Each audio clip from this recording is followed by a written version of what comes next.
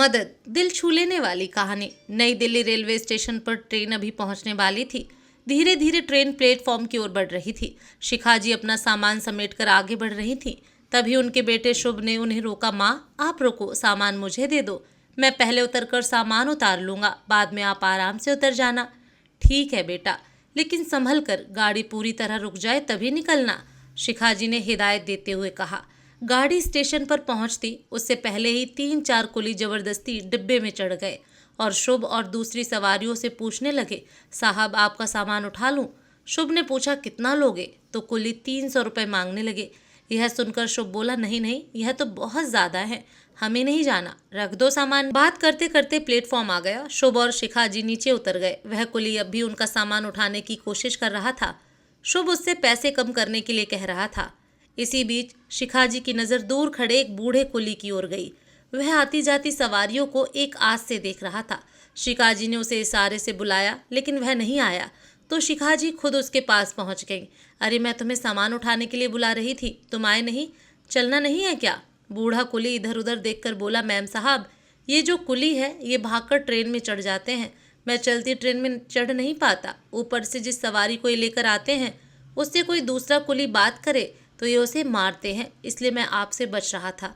शिखा जी को उस बूढ़े कुली पर दया आ गई। उन्होंने शुभ के पास जाकर कहा, शुभ, हमें कुली नहीं चाहिए, इतने पैसे देने से अच्छा है अपना सामान खुद ले चलें।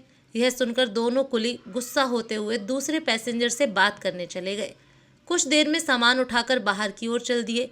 तभी शिखा जी उस बूढ़े कुली के पास गईं और बोली, वो दोनों चले गए हैं, आप बताइए इतने सामान का कितना पैसा लेंगे? बूढ़े कुली की आंखों में आंसू छलक आए। वह बोला, मैम साहब, जो चाहे दे दीजिएगा, मुझे बूढ़ा समझकर कोई सामान नहीं उठाने देता।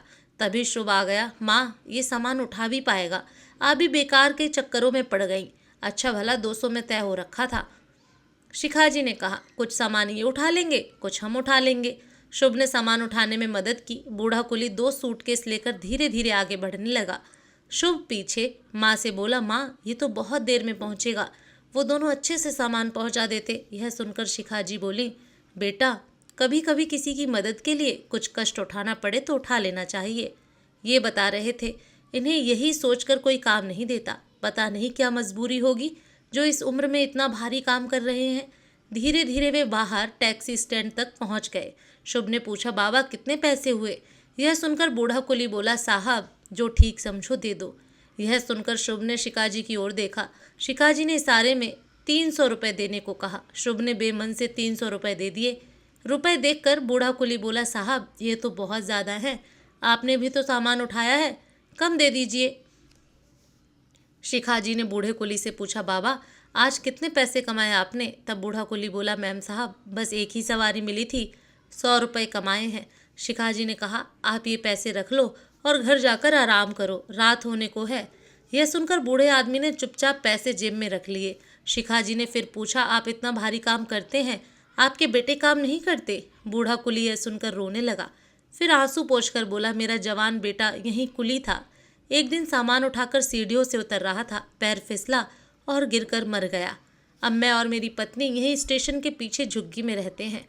वो घरों में काम करके कुछ कमा लेती है, मैं यहाँ बैठा रहता हूँ। कभी कभी आप जैसे लोग तरस खाकर कुछ काम दे देते हैं, नहीं तो खाली बैठकर घर चला जाता हूँ। बूढ़े कुली की बात सुनकर शुभ और शिखा जी दोनों आश्चर्यचकित रह गए।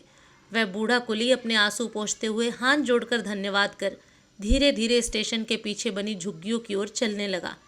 कैब में बैठे बैठे शुभ और शिखा जी दोनों अपने अपने विचारों में खोए थे। घर पहुंचकर शुभ ने बोला, माँ, आप सही कह रही थी, हमें ऐसे लोगों की मदद करनी चाहिए। शिखा जी बोली, वो चाहते तो स्टेशन के बाहर बैठकर भीख भी मांग सकते थे, लेकिन उन्होंने मेहनत का रास्ता चुना। मैंने उनकी हालत देखकर ही तुम्हें 300 रुपये देने के लिए कहा था।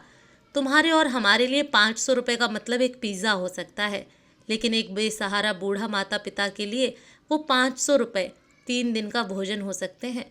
मैं कहीं भी सामान खरीदती हूँ तो ये ध्यान देती हूँ कि ऐसे व्यक्ति से लूँ जो मजबूर हो, और मैं मोल भाव भी नहीं करती। माँ की बातें सुन और उस बूढ़े आदमी की मजबूरी जानकर शुभ की आंखें भी नम हो गईं। उसने कहा, माँ, जब इनके हाथ पैर नहीं चलेंगे तब क्या होगा? शिखा जी ने समझाते हुए कहा, बेटा, वो तो पता नहीं, लेकिन ईश्वर सबका ध्यान रखता है। हम जरा से दुख में दुखी हो जाते हैं, इनके तो पूरे जीवन से सुख ही चला गया। जवान बेटे को कंधा देना और फिर जीवन की गाड़ी को ढोना कितना मुश्किल है। शुभ का जीवन को देखने का नजरिया ही बदल गया। अब उसे पैसे उड़ाना फिजूल लगने लगा। वह दूसरों की मदद करता, सबसे प्यार से बात करता था। दोस्तों, आपको ये कहानी कैसी लगी कमेंट करके ज़रूर बताएं और ऐसी ही अच्छी अच्छी कहानियों के लिए चैनल को सब्सक्राइब करना ना भूलें। मिलते हैं फिर एक नई कहानी के साथ।